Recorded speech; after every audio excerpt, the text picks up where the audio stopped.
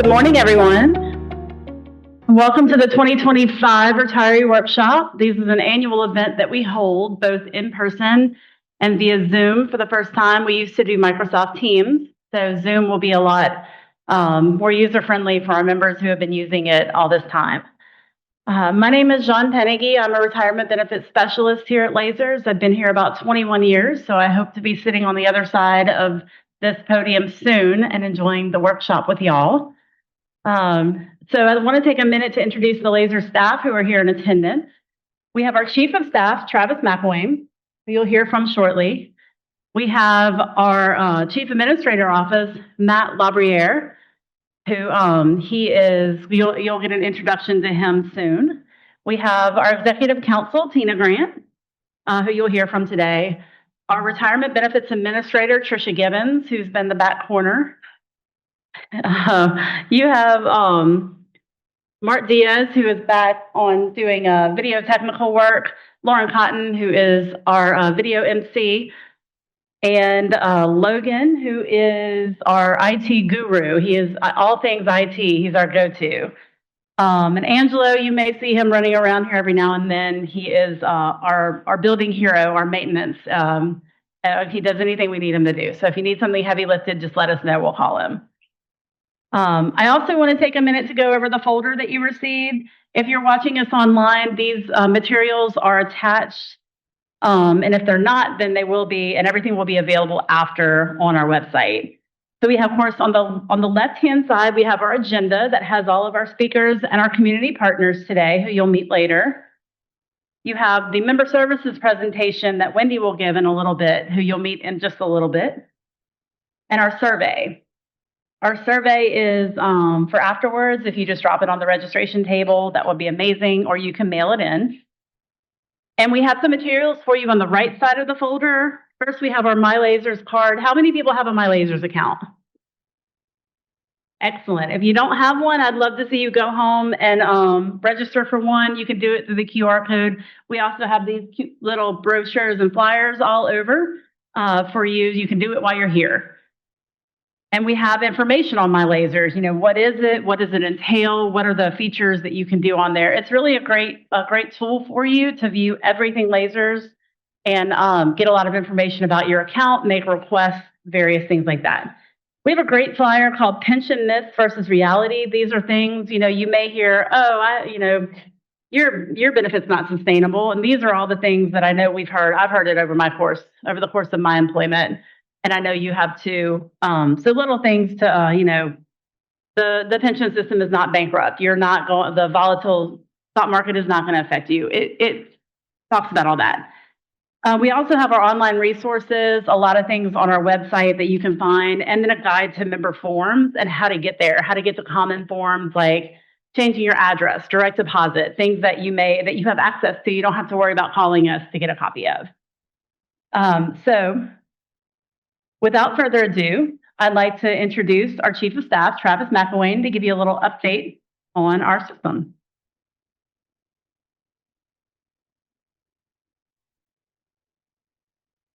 Thank you, John. My name is Travis McIlwain, and I'm the Chief of Staff here at Lasers. We appreciate you all being here in attendance, as well as those of you who are joining us online. So just a couple of highlights to share with you about Lasers. We have a lot of great news to share with you today. Our preliminary market return for the ending year, June 30th, 2025, is 12.1%. That is great news.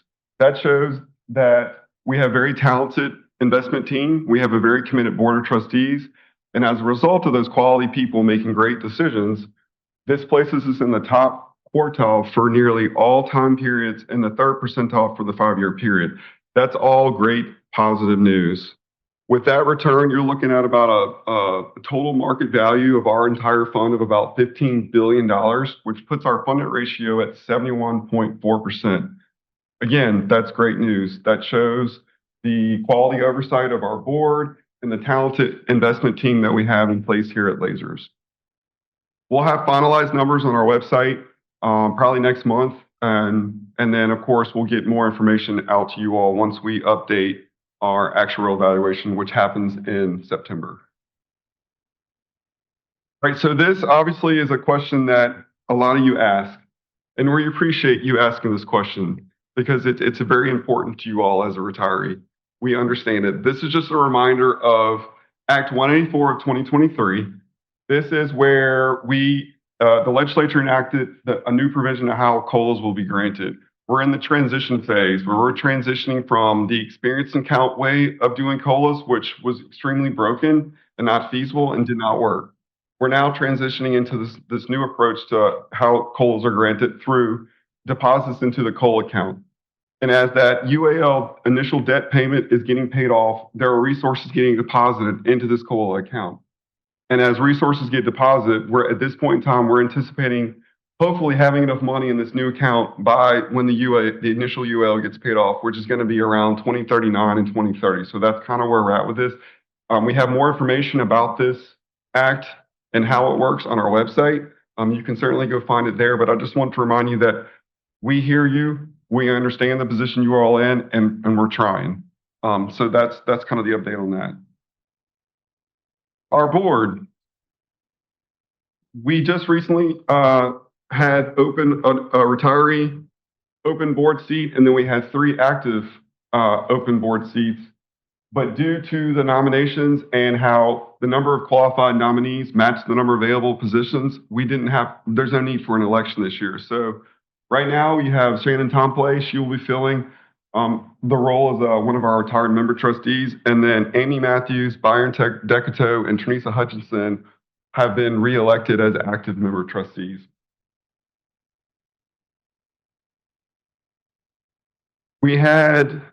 We welcomed a new executive staff member this year to the Lasers executive team.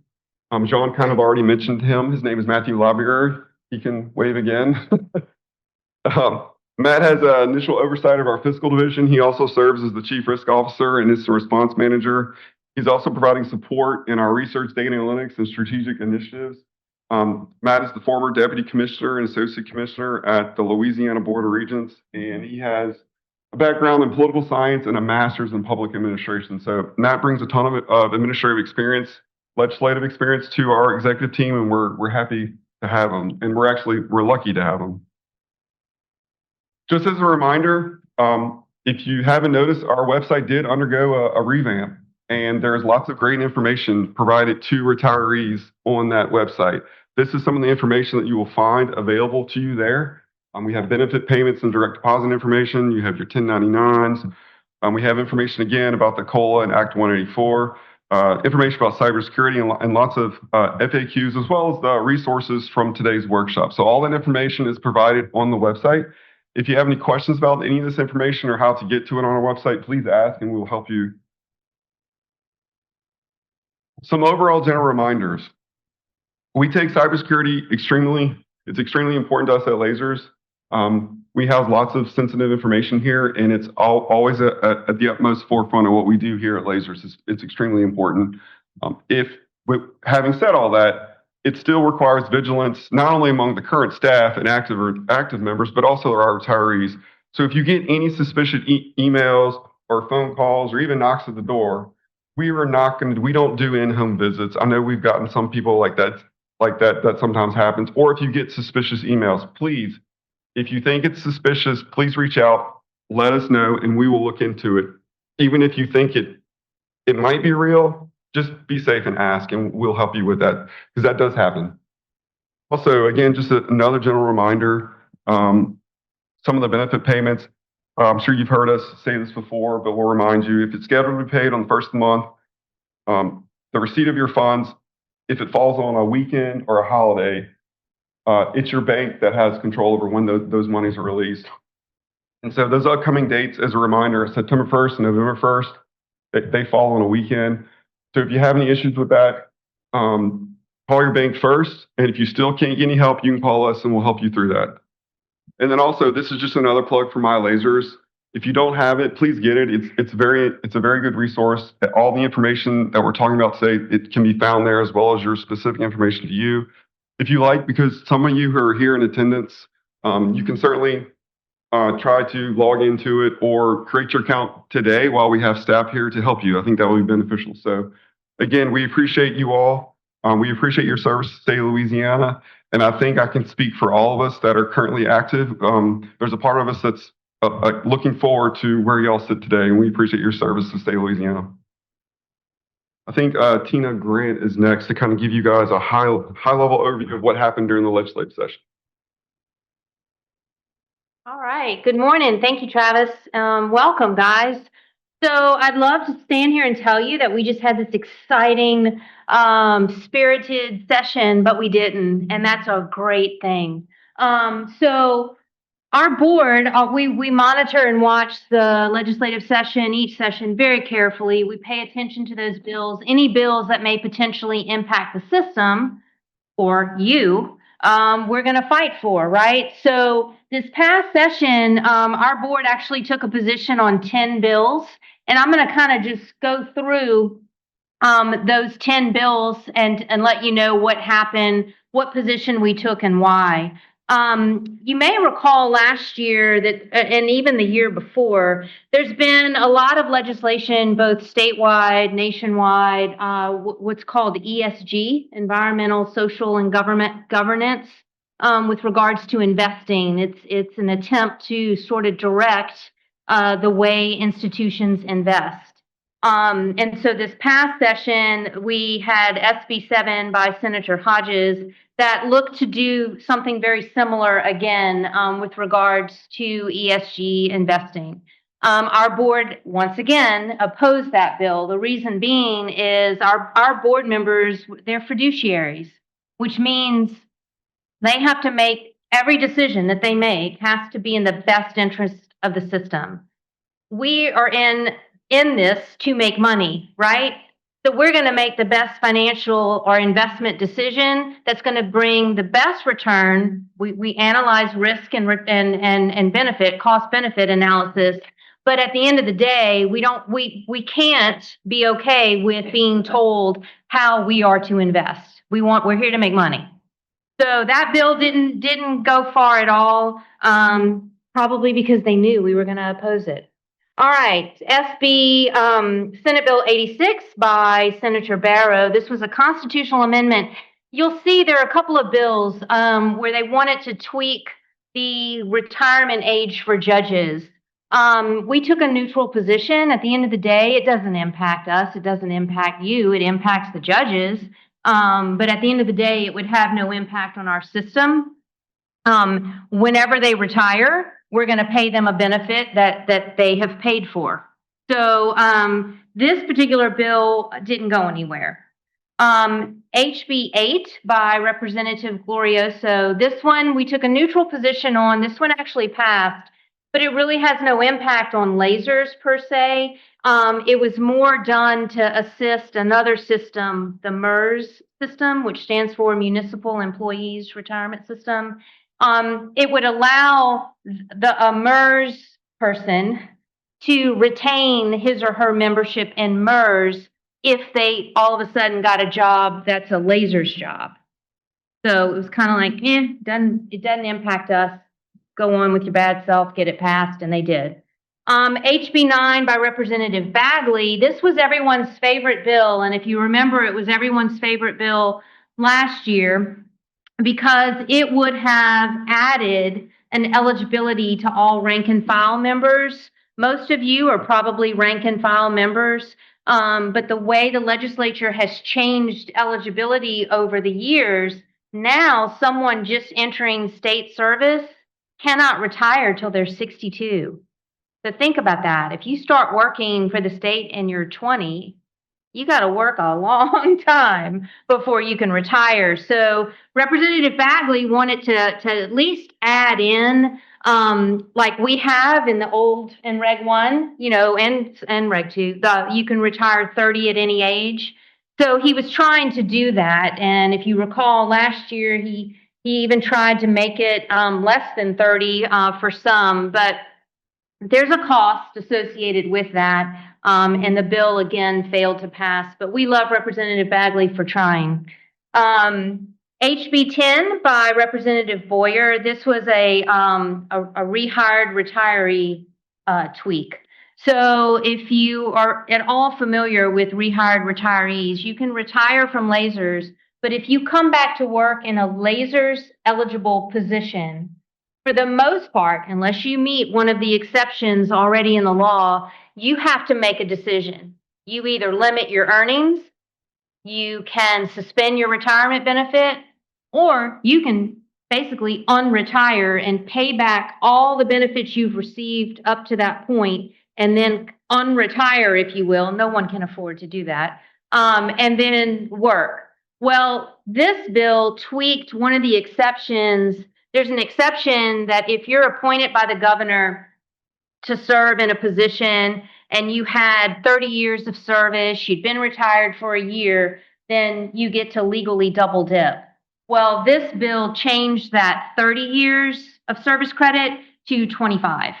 So it just opens that window a little bit. And maybe it was for a particular person, but you didn't hear that from me. Moving on, HB 63, this was a constitutional amendment. Again, this is the other judge thing. So this now, because it's a constitutional amendment, the bill itself passed, but the voters have to vote yes on it. That won't happen until April of 2026. But this now would move their retirement age to 75. I want to say it was at 70 or 71, something like that. You know, those judges, they put that black robe on and they feel special. Okay, House Bill 307 by Representative Henry. This is one we took a neutral position on because it really didn't apply to us, and it didn't end up passing. No, it did. Whoops, it did pass. But see, we don't care. We were neutral on it. But it required any individual who's requesting public assistance, and if they're not a U.S. citizen, then they're supposed to be reported to ICE. You would think that would happen already, but apparently there's a problem there. And so that did pass. We took a neutral position because think about it. I said someone requesting public assistance. Is your retirement benefit a request for public assistance? No, you earned it, right? You paid for this benefit. So we took the position, you know, that doesn't apply to a retirement benefit. And we actually spoke with the author of the bill to kind of confirm that. Look, this is how we're reading it, and that was agreed that this was more so for, like I said, requests for public assistance. HB 460 by McFarland. This was the supplemental appropriations bill. We didn't get very much money from it, but we always support if the legislature wants to give us money. So that one passed. House Bill 678 and House Bill 683. I'm going to talk about them together, and we opposed them. Just like I said, we always support people wanting to give us money. These two bills wanted to take money away from us. So rightly so, we opposed them both. Neither passed. But there's a provision in law right now whereby we get a piece of the mineral revenue fund, money from the mineral revenue fund. These two pieces of legislation work together to take that away from us. So our board opposed it, but as I said, they didn't go anywhere. And then the last bill that we were really watching closely, and we ended up not taking a position on it because we were trying to figure out exactly what they had in mind. But it called for a constitutional convention. And the reason we're always a little hesitant on those is because the birth of lasers, if you will, happened in our Constitution. And that right of yours, that guarantee that you will get that benefit, it's in our Constitution. It's Article 10, Section 29. And so we always are very protective of that. So anytime there's a mention of, hey, we want to open up the Constitution, the hairs on the back of our neck stand up because we don't want them messing with that. That is a guarantee that is well grounded in our Constitution. And so that's why we hesitated taking a position only to find out what part of the Constitution are you looking at. But as I said, it did not end up passing. So that was fine. But anyway, those are all of the bills that we were tracking and watching. That's kind of how it all fell out with our position. And the ultimate outcome. And so we're already gearing up for 2026. Session opens in March. So we'll keep you posted. Say prayers for us now. Thank y'all. I don't know who's next. John. Thank you, Tina. We have a great executive division, and of course, missing from these faces today is Trey Boudreau, who wishes he could be here. He's our executive director, but all four of our executive division members are amazing and very supportive and always available should you need to reach out. So we will shift gears a little bit and speak to you, give you kind of some member services reminders, lasers information. One thing before, I have 2 points before we get started. I know that we are drilling my lasers into your heads and hearts today, and hopefully you will sign up if you haven't. Another reason to sign up is that it's a method of security for yourself. It's very hard to set up a My Lasers account if you are not the member. So don't think that people are running around trying to set up an account in your name. However, it's always possible. And I know I've spoken to some people who maybe have their children or their grandchildren who think that it is in the retiree's best interest that they run their My Lasers account and whatnot, whenever you're perfectly capable to. So if you set up your own account, then you know you're driving your account. So, you have an account. No one else can set up an account without you knowing in the future because you can't set up 2 accounts. So that's kind of my another one of my advertisements for My Lasers because I love the program so much. Also, as a reminder, we have, especially for our online participants, you are welcome to submit questions. We do ask that you don't submit questions that have your Social Security number in them. It is still a public forum, and also we can't really answer very detailed questions about your personal situation because we don't have our software to jump in and kind of see, look at, Mary Smith. All right, this is your situation. So we can help answer general questions, and we will take general questions both in person and through Zoom and try to answer what we can. And if we can't, we'll get you an answer in the coming week. So I'd like to go ahead and introduce our retirement benefits supervisor, Wendy Kinchin. She heads the Lasers Education Department. She's been in the education department for some time. So as an active member, you probably met her as well. So she will go ahead and give you some lasers information. Thank you, Jean. Good morning, everyone. So there's a myth about retirement, right? They say it's all naps and crossword puzzles. But the honest truth is that some of us are busier now than we were before we retired. Except they don't pay us to babysit or answer emails any longer, right? We're doing that for free these days. So, but hopefully everyone is enjoying their retirement. So welcome to Lasers. We have our Lasers contact. We have the one building here in Baton Rouge, which some of you are actually in. We're located off of United Plaza Boulevard in Baton Rouge. You're always welcome to stop by the office and speak with a specialist. You can always call our local or our toll-free numbers. You can submit questions through your My Lasers. I can tell you that Jean talking about my lasers is not the last time you're going to hear it this morning, right? But you can submit questions through My Lasers. You can also submit them through our just web page, our homepage. Speaking of our homepage, our Lasers website has a lot of very valuable information.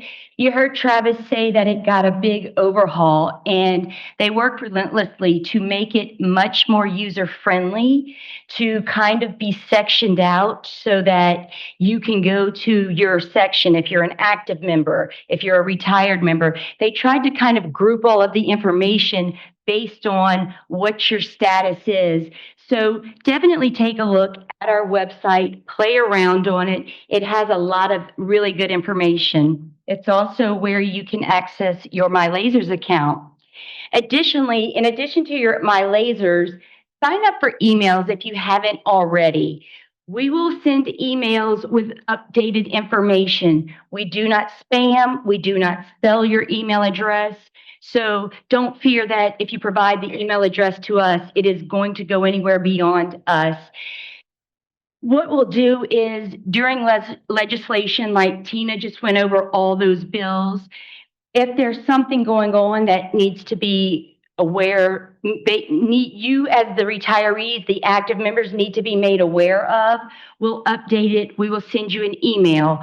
So if you haven't signed up for emails, definitely do that just to make sure that you're always in the loop. So who is using my lasers on a regular basis? Nice. Okay. Because I saw there were a lot of hands of people who actually had a My Lasers account. So there are, as a retiree, a lot of things that you can do. If you don't have your My Lasers account, you can access it from our Lasers homepage. It's at the top. You create an account. It will walk you through step by step. Like Jean said, it is take a little bit of effort to create that account. We have set up a lot of security features, that multi-factor authentication.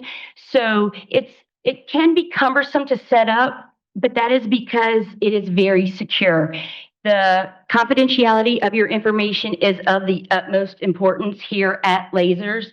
So we took a lot of steps to make this My Lasers account available to you, but also to be very secure.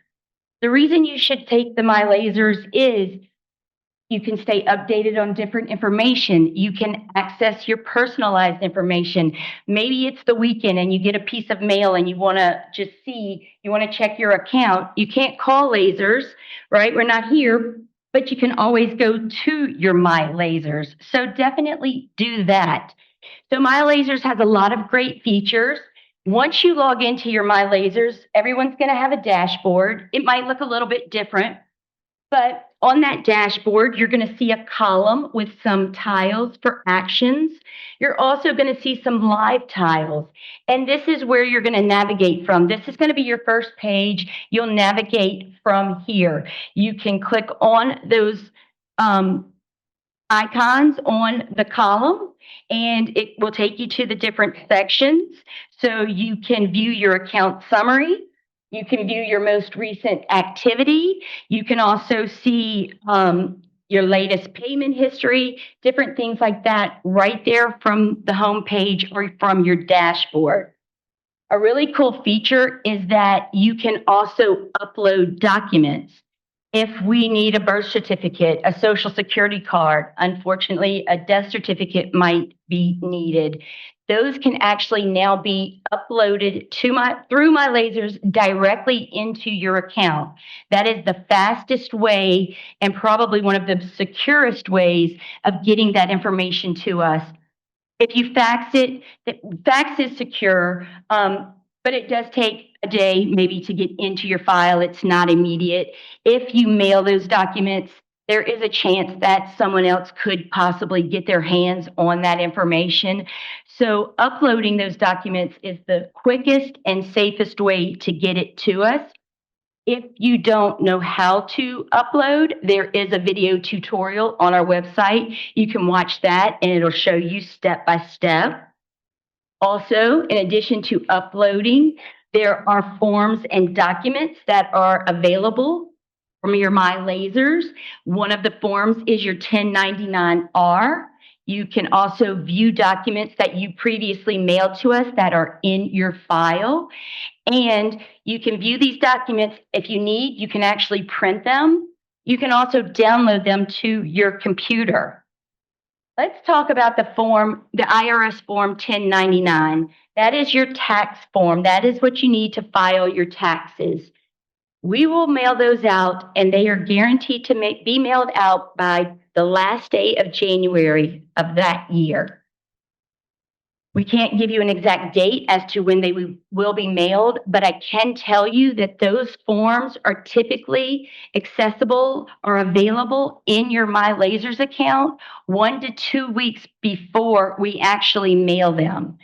So if you're waiting for your if you're waiting for your 1099-R and you call, we can't give you an exact date. We're just going to tell you that it's going to be mailed by the end of January. However, instead of calling, take a look on your My Lasers account because you might have access to it right there on your My Lasers. And that's because it shows up in your file before we actually have the opportunity to put it in the mail to you. Additionally, if you're waiting for your 1099-R to be mailed to you and you do not receive it and you call and you ask us to mail you another or a duplicate, we can't mail it within 2 weeks of the original date that it was mailed. So meaning based on whatever date it was mailed, we have to wait 2 weeks from that date before we will mail you a duplicate. So sometimes if you're waiting on that mailed 1099-R, you might be waiting into February. So definitely go check your My Lasers account to see if that 1099-R is available on there.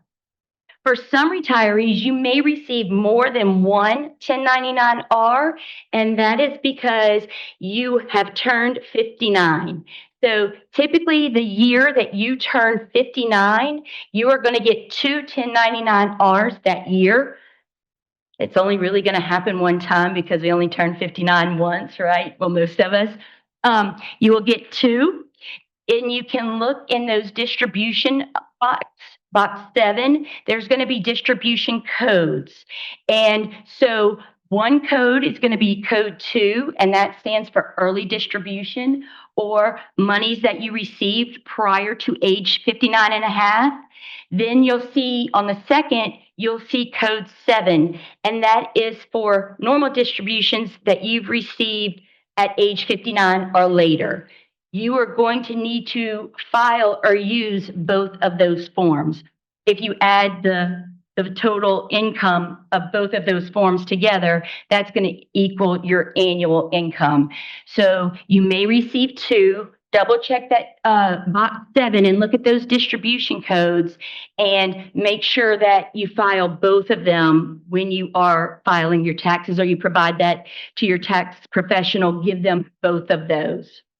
And while it says early distribution, it doesn't mean early distribution in the sense of a penalty. And that's why it's actually coded differently, because it's being noted that you received it prior to 59 and a half, but it's part of your retirement pension. Therefore, it's not subject to those tax rules and penalties that some monies are subject to. Another thing that you can view in your My Lasers is your payment history. If you want to go and look and see what checks have you gotten? Have your checks changed? Maybe one of your insurance premium or your deductions changed, and you want to go see what it looked like last month. You can check your payment history through your My Lasers. If your account, drop or IBO account, is here at Lasers, you can also check that account. Additionally, if you need an income verification, you can get that from your My Lasers. You no longer have to call or mail in a request to get that income verification. So you can still call or mail the request, but that income verification is available online. And so what you would do is you would go and you would create an income verification. It is then going to ask you for a mailing address. You put the mailing address in there. Then it will ask you if you actually want to have it mailed to you. You can select yes to have it mailed directly to you, or from that page, when it pops up, you can print it right there. So sometimes it can be deceiving that we're saying it can only be mailed, but you have to actually go through the process. But once the the income verification pops up, you can print it straight from the screen. You can also save it to your desktop. You know, maybe if you needed to email it to someone, if you save it to your desktop, you can then email it. So again, through your My Lasers, you have a lot more flexibility as to how long it takes to get these forms, these documents. You can still call us. If you call and request an income verification, we will process it, and we will mail it only to the address that we have on file, or we will email it. But again, only to the address that we have in our system. So you cannot call and request that an income verification be mailed to someone else. If you indeed want us to mail it to somewhere other than the address we have on file or the email address, you do have to submit something in writing. You have to submit in writing requesting that income verification. You need to put that you would like it mailed or emailed to that, and put the updated information, include the last 4 digits of your social security number, make sure you sign it, put your signature, and then you can actually mail or fax that request into us. We'll get the request, we'll process it, and then we will mail or fax it to whatever address you have requested that we mail it to. You can also get a form from our website, an MSD 32, and this is a form, a request for contribution or income verification. If you don't want to submit something in writing, if you don't want to handwrite a note, hey, please send me my income verification, you can get this form from our forms on our website. And again, that form can be mailed or faxed to Lasers to be processed. Another great thing that you can do through your My Lasers account, I said a moment ago that you can upload documents, that birth certificate, death certificate, but what you can also do is you can also now submit electronic forms. So there are forms that you can sign electronically on the website in your My Lasers account and upload those directly to Lasers, immediately going into your file to be processed. Some of the forms that are on there are the authorization for direct deposit. We have the request for change of address. We have the request for a first eligible letter, as well as that W-4P, that tax withholding form. Additionally, if you do have an IBO or drop account that is here managed by Lasers, you can upload or sign electronically the withdrawal form. These are not all of the forms that are available electronically, but these are the forms that are going to be of most relevance to the retirees. But the fact that you can now electronically complete those forms, sign them, and send them, and they go directly into your file, they are getting to us, again, much more safe and much quicker. So if you have a form or if you have a request you need to complete, check out our electronic documents and see if you can electronically file that request. Like, there is a lot of that you can. Additionally, talking about submitting forms, requests, it is extremely important and critical that you keep your information current and up to date with Lasers. Make sure that your address is always current. If it is not, make sure that you submit a request to have it updated. We cannot take address change requests over the telephone. It must be submitted to us in writing. You can get from the website Form 1-2, contact information update, complete that form, mail it, fax it to us. Again, you can submit a written notice. Submit something, I need to change my address, my email address, my phone number, put the updated information, include the last 4 digits of your social security number, your signature, mail it or fax it to us, and we will get that information updated in our system.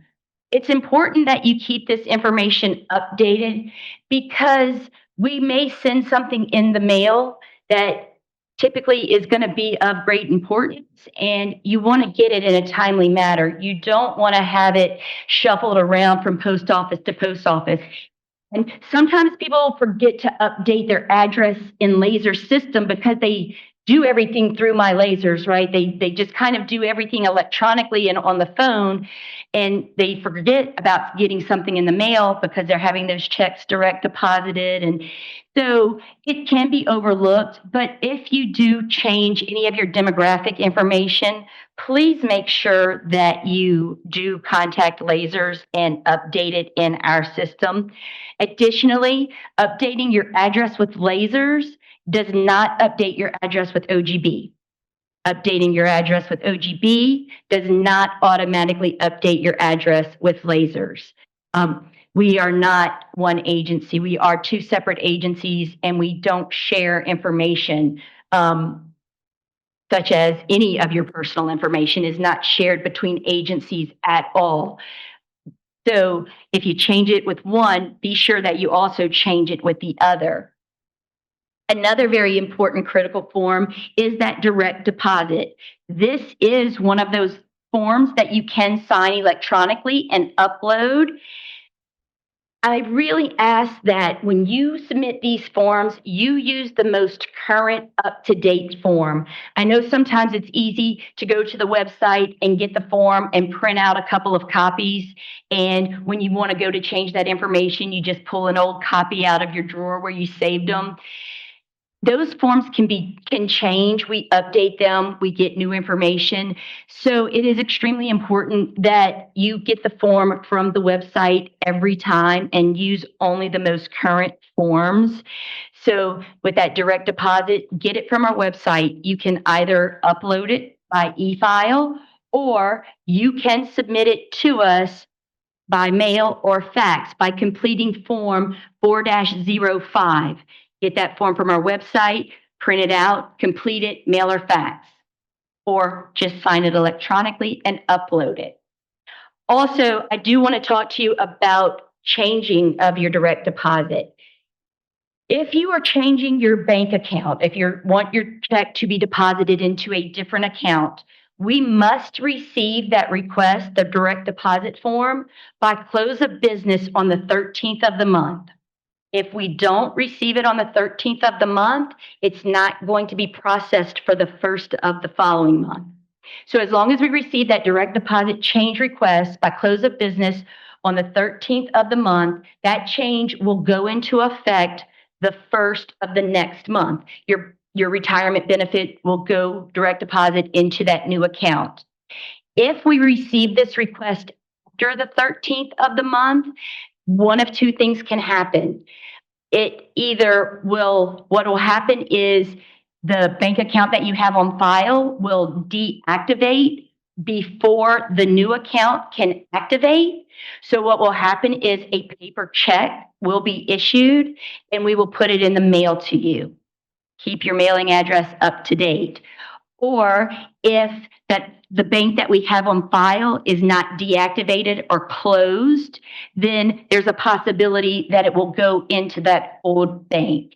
So if you have a change of bank, get that request to us before the 13th of the month. Otherwise, you might find that your next check is going to be mailed or it will still be deposited into the old bank. We cannot tell you what is going to happen to it. So please, you can't call and say, well, is my check going to the bank or is my check going to be in the mail? We can't tell you that until those checks are actually processed, which typically isn't until the very end of the month. So just be cognizant of those dates. Another form that is available electronically through that e-form is that W-4P, that tax withholding form. That's a form. You can change your tax withholding at any time. You can change it every month, every other month, right? So that is a form you can sign electronically and upload. I will tell you that this is a federal form. This is not a lasers form. Lasers analysts absolutely cannot tell you or help you fill this form out, with one exception. There's always an exception to every rule. But if you're trying to fill this form out, don't call Lasers and ask them to help you. They cannot. You would need to contact the IRS or a tax professional, with the exception of if you are wanting a fixed amount withheld. So when the forms were much simpler, right, you just kind of filed married and two, single and zero, and they withheld whatever amount based on that filing status. The forms are a lot more difficult now, and so sometimes some of us just would like to have a flat amount withheld out of every check. If you do indeed want a flat or a fixed amount withheld, we can help you complete that form, and I'll explain to you what that would look like if you wanted to indeed have that flat amount withheld. If you want to have that flat or fixed amount withheld, what you would do is you would still get the W-4P from the website. If you're having a fixed or a flat amount withheld, you are not going to be able to upload this form electronically because you're going to have to handwrite on it. So you'll go to the website, you get the form. On that form, in box, it says step 1. You are going to complete your name and your address. You're going to fill in your social security number, and then you're going to put the payee type, and you're going to check all that's applicable. Retiree, beneficiary, right? You check. So you're going to complete your name, your social security number, and the payee type. In step 1, that is where they have some boxes for filing status. Do not mark anything where it says filing status. If you do, we will not be able to process the form based on a fixed or flat amount. So you leave that alone completely. And then what you do is you go straight to the bottom, you sign and date, and then underneath where you signed, you need to handwrite on that form fixed or flat, meaning a fixed amount or a flat amount, and put the dollar amount that you want withheld. So you'll complete step 1 with the exception of the filing status, sign date, and handwrite fixed or flat with the dollar amount. And that is why you cannot upload it electronically, is because you have to handwrite that fixed or flat amount on there. You can then submit that to us by mail or fax. If you need additional assistance with a flat or fixed amount, you can call us and one of our analysts can help you or walk you directly through that. So I know that when you No?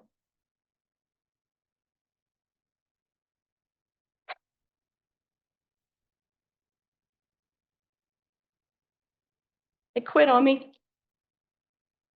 I know that when you retired, we kind of drilled in. Go to the next. We drilled in. This is the retirement option that you are selecting is your retirement option. It cannot be changed, right? You cannot select a new option. You cannot name a new beneficiary to receive a lifetime benefit. Hopefully you understood that. However, there is an exception to every rule. Sometimes someone will ask a question and I'm like, maybe it's not a yes or no.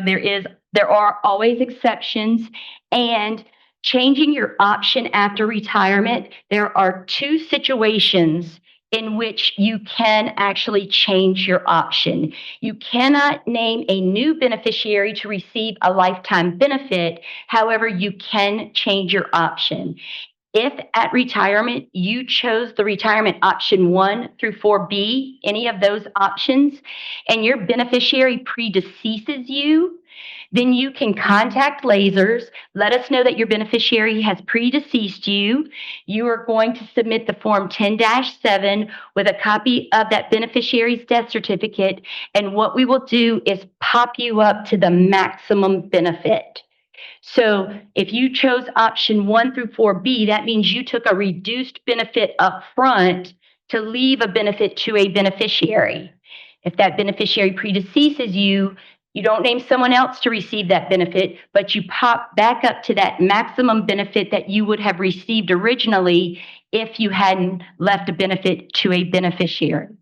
The other scenario in which you can change your option after you retire is in the case of a divorce. So if when you retired, you were married and you left your spouse at the time a lifetime benefit, and now in retirement you are divorced, if your ex-spouse signs their rights over to your benefit, good for you. You found a good attorney. No, I'm teasing. But if you do get a divorce, your ex-spouse is willing to sign those rights over, then you can submit that court order along with the Form 10-6 to Lasers, and you will pop up to an actuarially calculated maximum benefit. You do not get to name your cuter, younger spouse, your beneficiary, right? But you do get to pop up to an actuarially calculated maximum benefit. So just contact Lasers and let us know. We must have a court order with us signed by a judge telling lasers exactly that they have irrevocably signed their rights over to that benefit. And then, not for everyone, but another change of option, if you are a disability retiree, if you retired on disability, once you become eligible for regular retirement, you have the option to convert from disability retirement to regular retirement. So when you go out on disability retirement, there are some things that you don't get to choose, such as leave payment, some other things. Well, once you reach the age of retirement eligibility for regular retirement, if you are on disability, you can elect to convert from disability retirement to regular retirement. When you convert, you will fill out the retirement application as though you are retiring brand new. You complete the application, you select the option, you tell us what you want to do with your beneficiary, you name what you want to do with your leave. So you are not mandated to change, but you absolutely can. Lasers will notify you that you are able to change, and they'll give you the date. Additionally, they will provide you estimates with those options to show you this is what it would look like if you changed from that disability retirement to a regular retirement. Additionally, you can meet with a lasers analyst one-on-one, and they can talk you through those estimates to help you understand. An exception to every rule. There is also an exception to this rule. If you did indeed retire as an inactive member and you had 20 or more years of service and you retired with a disability retiree, once you become eligible for regular retirement, you are mandated to change.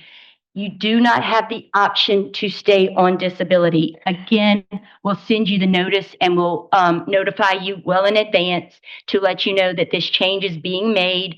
Again, you will be able to choose the options. It's just that you will have to choose the options. You will not have the choice. And then I always make the joke, we always want to retire just to go back to work, right? Well, it happens, and it happens for a lot of reasons. Some of us are tired of babysitting. The others of us want to get paid to answer those emails, right? But it happens. And so I can tell you, if you are getting a lasers retirement benefit and you return back to work, and that job is a non-lasers eligible or non-lasers paying position, lasers does not need to know about it. It will not affect your lasers benefit. Again, it must be a non-lasers eligible or non-lasers paying. The person who will tell you if it qualifies is going to be the HR of the hiring agency. So lasers is not going to be able to tell you if that position is lasers eligible or not. And that's because it's based on the job title, the job description, and the employing agency. So the human resource of that agency is who would have to advise you if it's a lasers paying position or not. If they do not know, then they would need to submit a written request to lasers. Our legal department would review, and then we would notify them in writing. They would then in turn notify you or let you know. And so you can even return back to state employment, a state agency, as long as it's not lasers eligible, right? Again, non-lasers eligible, get your benefit, and we don't need to know about it. If you are indeed getting a pension from lasers and you return to a lasers paying or lasers eligible position, it will affect your monthly benefit, and you will have some options that you will have to choose from.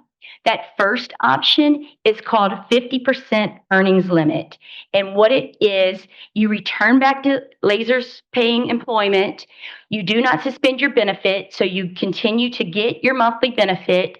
And in a fiscal year from July 1 to June 30, you cannot earn more than 50% of the annual benefit that you are receiving from lasers in retirement. So if lasers is paying you $50,000 a year in retirement, in that fiscal year of work, of earnings, you cannot earn more than $25,000. And if you do earn more, then you owe lasers back dollar for dollar. So we will send you a letter each year and let you know what that earnings amount is. It is your responsibility to keep up with it. Also, we will have people or they'll say, Wendy, how many hours a week can I work? And I say, I don't know. There's no rule as far as that, right? There's nothing that Lasers has in place that says you have to only earn X number of dollars a month. It just can't be over that in that fiscal year. So if you find an agency that pays you that full amount within 2 months of returning back to work, well, good for you, but you just can't earn any more earnings in that Lasers eligible position for the remainder of that fiscal year. So there is no mandate as to how you earn it. It's just how much you earn. The second would be if you were retired and you have 30 or more years of service with Lasers and you are 70 years old or older, you can return to a Lasers eligible position with no earnings limit and no suspension of benefit. There's option 2. Tina kind of referenced this option a little bit earlier. This is called regain membership. And so if you retired and you did not take a lump sum, you did not take an IBO, or you did not participate in drop, you just retired as a regular member, or maybe even you took that actuarially reduced retirement. If you return to state employment, you have the option to pay back Lasers everything that they have paid you while you were retired, plus interest, and regain membership as though you never retired. You pick up exactly where you left off in retirement. You start paying contributions. You start earning service credit. There is no earnings limit. And when you separate again, you essentially will retire brand new. This comes into effect a lot of times for people who took an actuarially reduced retirement. Remember when the prisons and the hospitals were privatizing and people were kind of forced to take a reduced benefit so that they could keep their insurance through OGB? Maybe they were able to find that Lasers position a year or 2 later, and they would have maybe been able to pay Lasers back and pick up where they left off so that they didn't have to retire as an actuarially reduced. They could then work until they reached regular retirement. But this is an option. The third option is a suspension of benefit. So you return to state employment, you suspend your benefit, you start paying contributions into Lasers, you start accruing service credit. There is no earnings limit, so you can earn as much as you want. If you work for less than 36 months as a rehired retiree and separate, well, then we will start paying you your retirement benefit that we were paying you originally, and we will refund you a one-time lump sum of the contributions that you paid in while you were a rehired retiree. If you do indeed work 36 months or more as a rehired retiree, at whatever point you separate, we will calculate a supplemental benefit for that amount of time that you worked as a rehired retiree. So just like we calculated your original retirement benefit, we're going to calculate a supplemental benefit.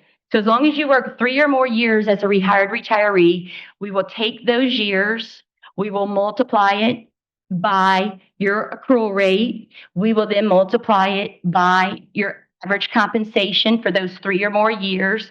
Whatever that comes out to, that's your supplemental benefit. We will add it to your original retirement benefit, and that will be your new monthly benefit that you will receive. It is going to be just one check. They will be added together. Additionally, you will also accrue leave under option 3. So you would then have to make a choice of, do you want to get paid the lump sum for the leave, or do you want to convert it for your supplemental benefit? So as a rehired retiree, to get a supplemental, you must work 36 months or more. Oftentimes that's confused with drop. You do get a supplemental benefit after drop. However, you only have to work 13 days after drop. As a rehired retiree, it is the full 36 months. So just some additional resources, reminders, state and federal tax, that is a big one. For my Louisiana residents, as long as you reside in the state of Louisiana, your pension, your Lasers benefit is going to be Louisiana state income tax exempt. As long as you live in the state of Louisiana, if you have dropper IBO funds here at Lasers or dropper IBO funds in the Laser self-directed plan at Empower, when you withdraw, those funds will also be Louisiana state income tax exempt. So, as long as you live in Louisiana, and then the drop in IBO money with Empower, it must remain in that Laser self-directed plan. If you roll that money out of that self-directed plan to another financial institution, which you can because it is your money, you can do whatever, just know that upon withdrawal, you lose that state income tax exemption, so you would pay state income tax if you rolled it over. And we're not saying that you don't file state income taxes. Probably you still need to file them. It's just that these monies that you're receiving from Lasers are exempt from any income tax. All of the funds, payments, monies that you receive are always subject to federal tax, right? We're not getting out of that one. Laser self-directed plan, I mentioned, as long as your funds stay in the Laser self-directed plan at Empower, they remain state income tax exempt. You can always contact Empower. They have representatives all over the state in different areas. If you live in different areas, you can go to their website and you can schedule a meeting with one of the representatives from your area. You can talk to them. They can help you. I will tell you that they are licensed. They are professional. However, they do not work on commission. So they do not say, let's invest your money so we can get some returns, right? So it is not a pressured meeting. I know that it can be intimidating sometimes to meet with a financial advisor or a financial planner because sometimes you feel that push for you to do what they say and not necessarily what you want, right? And so with meeting with the Empower representative, you're not going to have that pressure. You're not going to have that intimidation. They are there to truly help you and guide you. I cannot encourage you enough to have a meeting, especially if you've never met. You can talk to them on the phone, but talk to them. See where that money is. See what you can be doing with that money. It's definitely there. The money's there in those accounts. They, as the advisors, are there to help you. So reach out to them, schedule a meeting, call them on the phone, and let them answer some of your questions. You can also access their website directly from our Lasers website. The IRS Form 1095-C, that is that insurance form that the IRS requests when you file your taxes. Lasers does not provide that to you. We do not have access to that form. That form is going to be provided to you either by the agency that you retired from, or you can call the Office of State Uniform Payroll, OSUP, and request that they send you that form. We don't have it here at Lasers. And then insurance vendors. So if you have a third-party deduction on your check, maybe you have a deduction going to a credit union for a savings account, or you have a dental insurance or a life insurance that's going through a third-party insurance company, we don't have access to that information. We essentially are the middleman. We are the person who pays the money, right? So we get the request, we get the invoice for the money to be paid from that financial that financial institution, that insurance company. We pay it to them. That is the only interaction that we have with those insurance companies, with those credit unions. We have no control over the amount of deduction that they take. You canceled or you closed that account and they're still taking it. We don't have any control as to being able to stop that. You have to call directly and speak to that insurance company or to that credit union. So just be aware of that.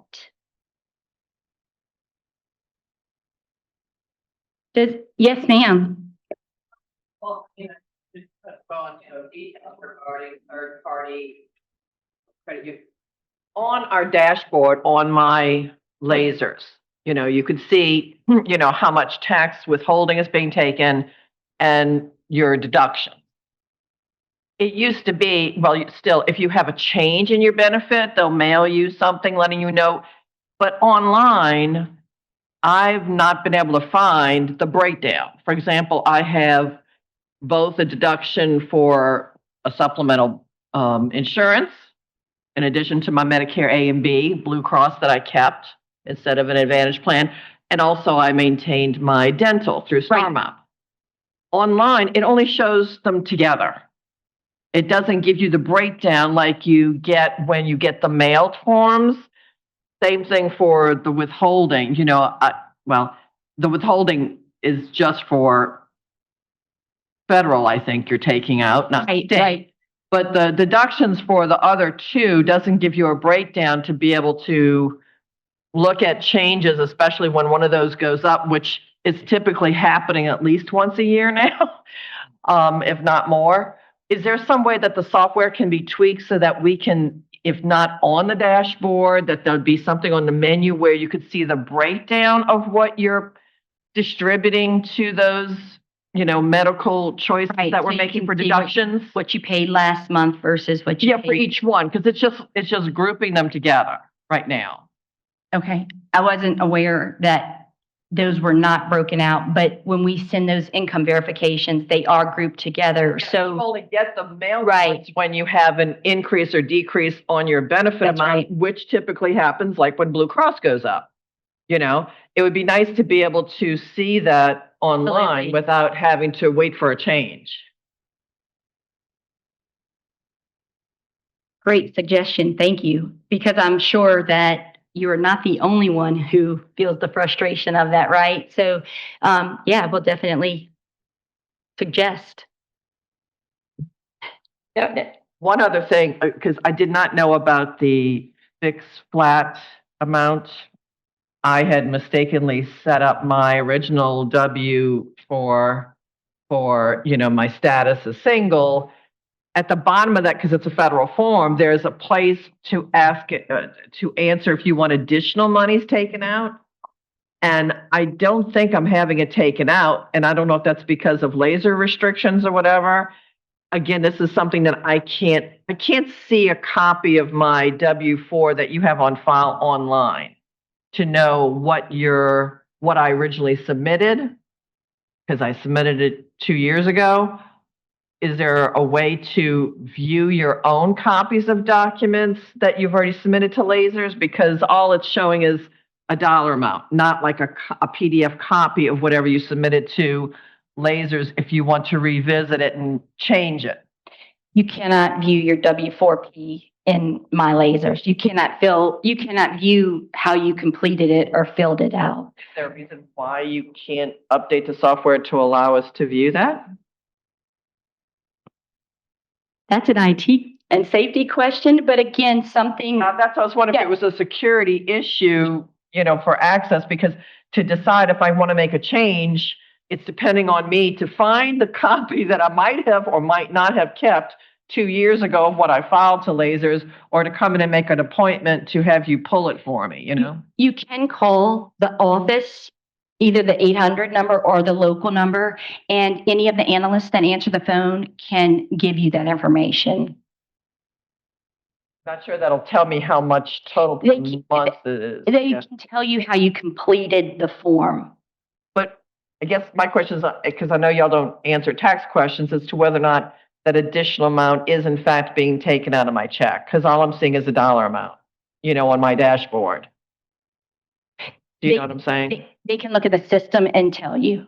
They Okay. not necessarily give you the dollar amount, but they can tell you how you completed the form and how it is being. That it's being taken out? Right, because it will show. Okay, all right, thank you. You're not sure, can you just submit the? If she's not sure, can she just submit another W-4P? Absolutely. And you can do that through the e-forms. Any other questions? Oh, is that good, huh? I'm teasing. Either it's clear as mud or, no.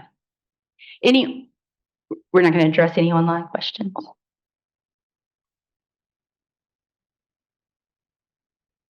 This is from Miss Cynthia Bland. Are we required to withdraw all funds from Empower at age 70? That is a great question. A minimum required distribution. So she asked, are y'all required, or she required to take all funds out of her account at Empower at age 70? No. The IRS mandates, it's, I think 73 now. At age 73, you take a minimum required distribution. You are not mandated to take the entire balance unless the entire balance meets what that minimum required distribution is.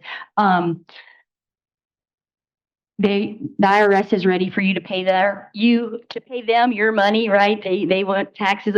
So the way that Lasers handles those required minimum distributions is we will send a letter letting you know, hey, this is the amount of your minimum distribution this year.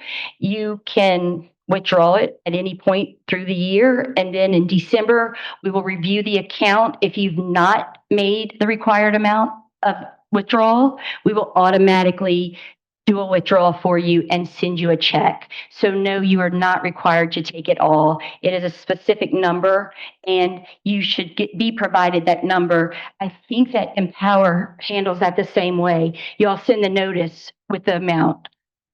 So if your dropper IBO account is in the Laser self-directed plan at Empower, they too will send a notice letting you know what the amount is that you have to take out by December 31st of that year. And then Chad, do y'all issue checks automatically if that? Okay. They reach out to the participant, they send them the letter, and then they tell them what the amount is, and then they work through it. And if they go back like y'all do and redo the account later in the year. Okay, well, no, so they send out a letter, they should contact you. And then if you don't make withdrawal, just like what Wendy said, they should contact you again toward the end of the year. The law that passed was Secure 2.0. You have to be 73 and a half before you have to take a minimum required distribution. And I would encourage all of you, if you're 73 this year or older, and you hadn't seen the paperwork from Empower, there's 7 of us. We'll talk about it at some point, but please reach out to us. We can help you. We're here to help you. We'll take care of it for you.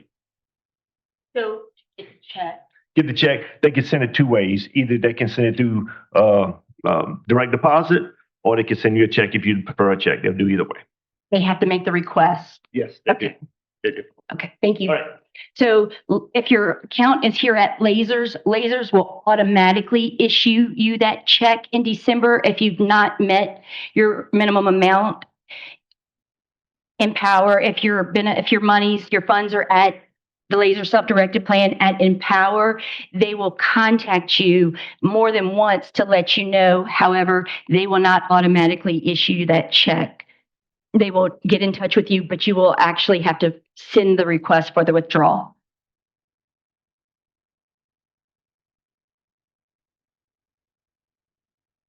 Yes, ma'am.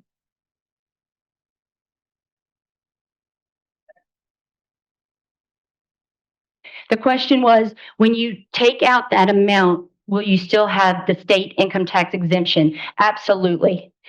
It's just federal tax.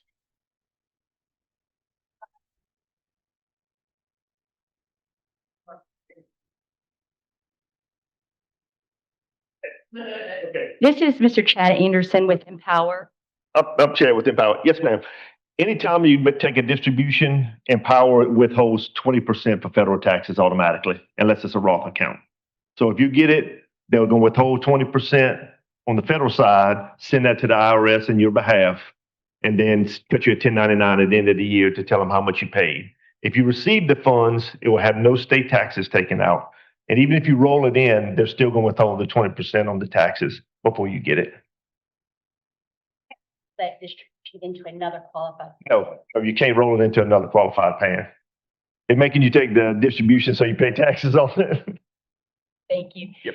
Right. So if you take that minimum required and put it like in your savings account, it's not going to be taxed at withdrawal, right? Because that's your money in your savings account. And unfortunately, you can't roll it. Good question. Additionally, I do just want to say, if you move out of the state of Louisiana and move to a state that does require income taxes be paid, Lasers is not going to withhold that. You will be responsible, though, for paying those taxes. So just be aware of that. I think we have one more online. If working as a WAE, do you have to take an RMD?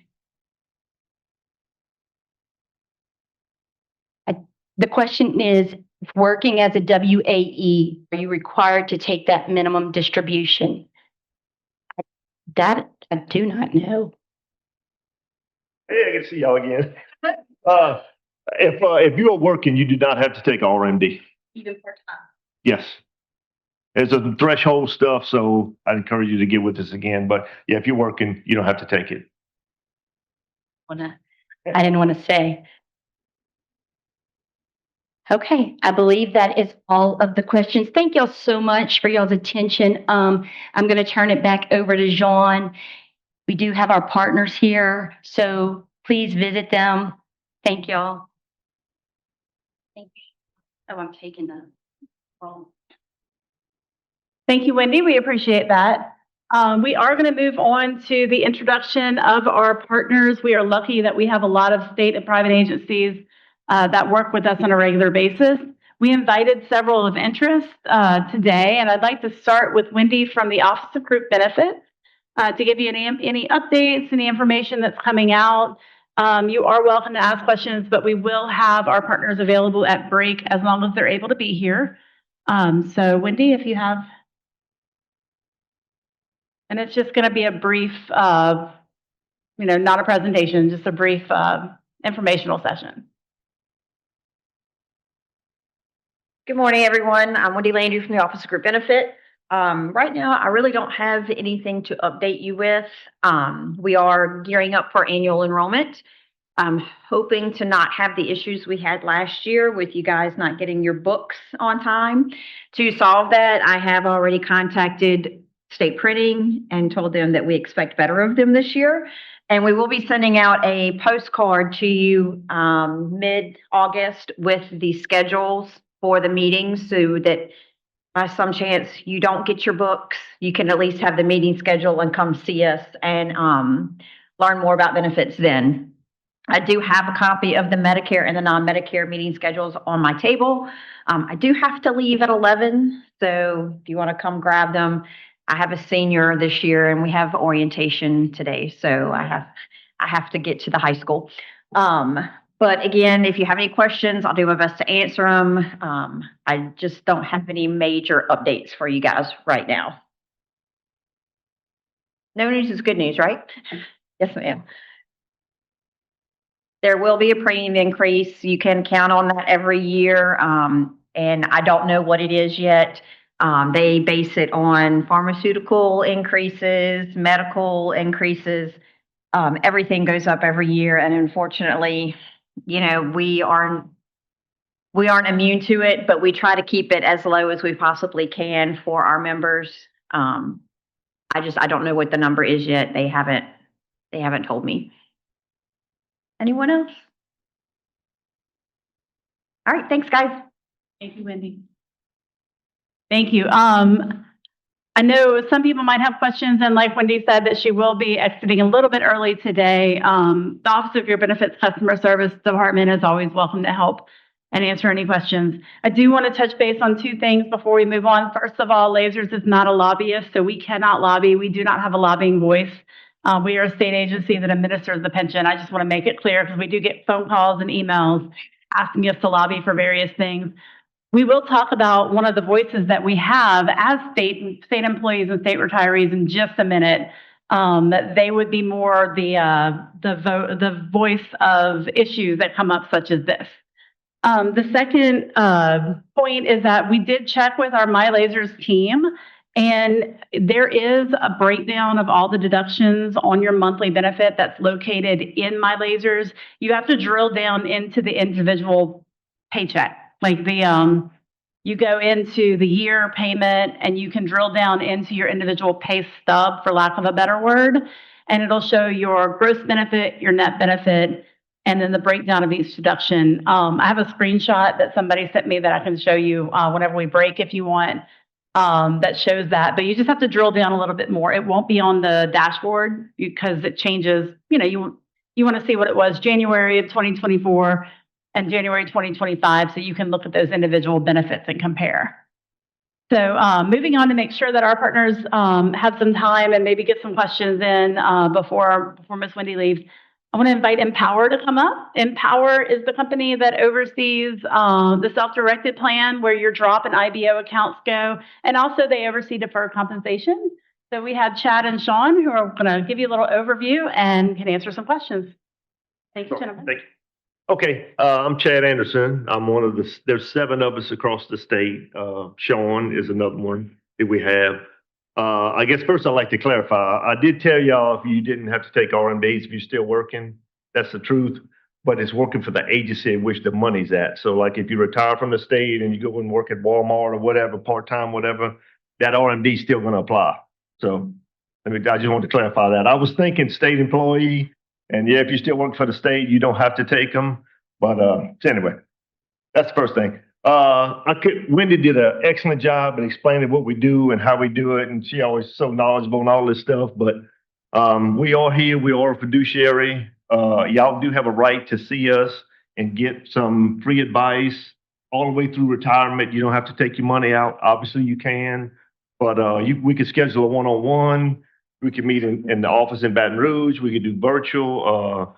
And like you said, we are a salaried person that's contracted to do this. So we really are fiduciary. We really just want to help y'all what's best. And we can explain the 401A, the drop, the IBO, how your money's taxed, what your investment allocation is, what your risk. And it changes over time. So you probably need to talk to us so it changes over, just so we can be there to help y'all. That was the big thing I wanted to get out. We're here. There's 7 of us across the state. We have some brochures that tell which one it is.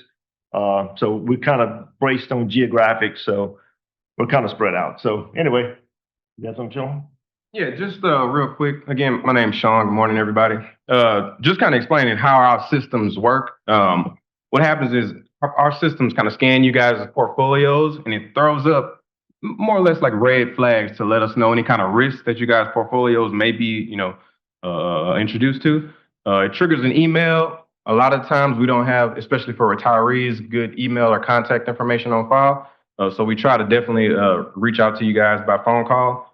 Sometimes, unfortunately, it comes in as spam or a telemarketer. So we try to either double dial you or leave a voicemail. Between me and Chad, we deal with like thousands of participants. So our phone calls may come few and far between, but we definitely try to get out to you guys and let you know exactly what's going on with your portfolio. Like I was saying, high volume. So try to maybe schedule a meeting with us if you guys are curious or aware of anything that may be wrong with your portfolios, just to do a little check-in. We try to do that at least once or twice a year for all our participants. And again, like Chad said, we have 3 ways that we can actually meet with you guys. Over the phone, we can do virtual meetings, and we also have a Baton Rouge office over there on Blue Bonnet, so we can meet either way. So definitely encourage you guys to schedule those meetings. Thank you. Do we have any? Yes, ma'am. I think you drop or but I have some money with you guys with deferred comp. When I do take, which I haven't yet, distributions for that, is that also state free from state tax?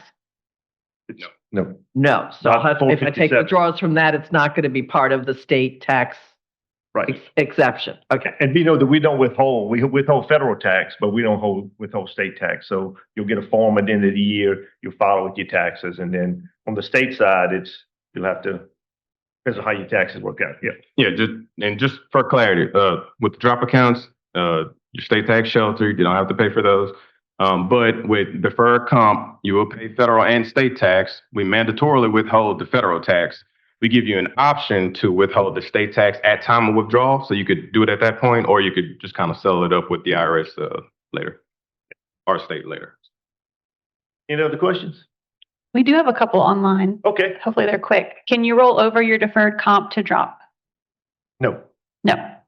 What is the Empower phone number and address in the Baton Rouge office?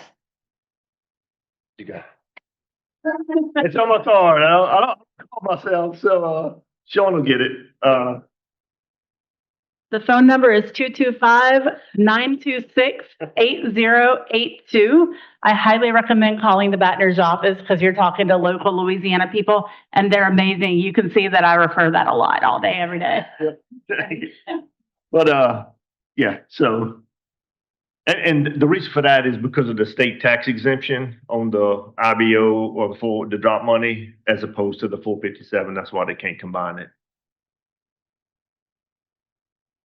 Another question? That was it? All right. We'll be around if y'all need some. Please let us know. We'd love to talk to y'all. And if you reach out to us, please, I encourage all of y'all to schedule a meeting with one of us and just go over your account and make sure it's all good. Thank you. If nothing else, you get to really just hang out with some really cool people across the state. They have representatives, North Louisiana, all that. So it's a great group of people. Our last partner that's with us prior to our break, prior to our presentation, it's going to be RSEA. RSEA was once known as the Retired State Employees Association. They shortened up their name. We still refer them to as that. And our great friend, Mr. Jimmy Anthony, who's been with us for years doing retiree workshops, been a great voice, a great representation for RSEA. So he'll come up and kind of give you an idea about them. And then they are very much our voice for both retirement benefits needs, Office of Group Benefits needs, and a lot of other things. Mr. Jimmy?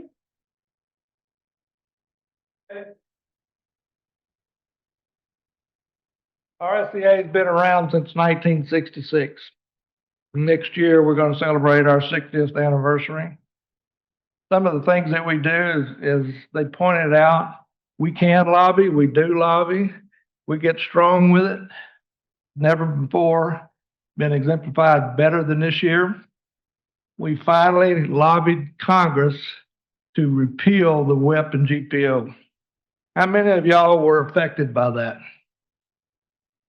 We did that. We met with Garrett Graves 4 years ago at Mansour's on the Bayou. He carried that bill. He was the first one ever since 1985 to get a committee hearing. It didn't pass, failed. He came back the next year with a new strategy. He got a Democrat co-author. The Democrats got behind the Republican bill, and it passed. This year, January the 5th, Joe Biden signed that into law. It protects your Social Security benefits.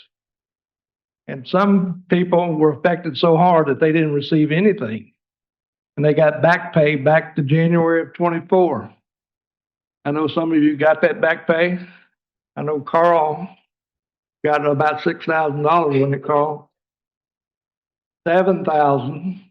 And his benefit now is much greater. I know some of you don't qualify for Social Security, but 100,000 people in Louisiana did, and they were affected by that. Some of the other things we've done, y'all remember Bobby Jindal? Bobby, he passed that bill that was going to change your retirement to where you were going to get practically nothing. We sued Bobby Jindal in the legislature, and we took it all the way to the Supreme Court and won. Your retirement is guaranteed now because we took action. We are your advocate. We are your watchdog. Some years we look at over 30 bills that we track that can in some way affect your retirement. We're there for you, but we need your help. We need to keep our doors open. We need to keep our lights on. The only way we get money is through donations and membership fees. Our membership fees are only $18. Who can't afford $18 to keep this going? All of our board members, all of our employees are just like you. They're state retirees. Let's keep it going. Come over to my desk and sign up. Lasers makes it easy for you to pay. Who cannot afford $1.50 a month? They'll take it out of your check and give it to us. 80% of our membership does it that way. Very easy. Speaking of lasers, I've heard they're one of the top 10 retirement agencies in the nation, and I disagree with that. They are number one. I've talked to a lot of people around the nation that do the same job I do. They don't have the relationship with their retirement agencies like we do. They can't withhold that $1.50 a month. They don't have access to people when they retire, and we do. We know who you are. We know where you live. But we won't call you. We will email you, though, if you give me an email, and we'll keep you abreast of pertinent legislation. It was never more evident a few years ago when there was a bill that looked like it was going to pass that would have limited your ability to choose a Medicare Advantage plan. It was going to mandate a single plan for everybody. We were definitely opposed to that. OGB had several options you could choose from. Nothing wrong with that. No one plan fits everyone. And we called upon you to call your legislature, your senator, your representative, and say, don't advance that bill, it's bad. You rose to the occasion. I had legislators call me, tell me, call off your dogs. I've had over 100,000 people calling me, jamming up my email. I want it off. We're not going to advance that bill. You did your job. That's what we do. Please join us.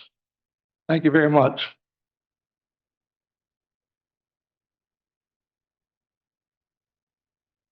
So over the past 6 months to a year, ever since the last retiree workshop, to be honest, I answered the Ask Lasers for lasers and had a lot of questions about Medicare. And thankfully, we have a lot of good connections, and I always recommend people go talk to SHIP.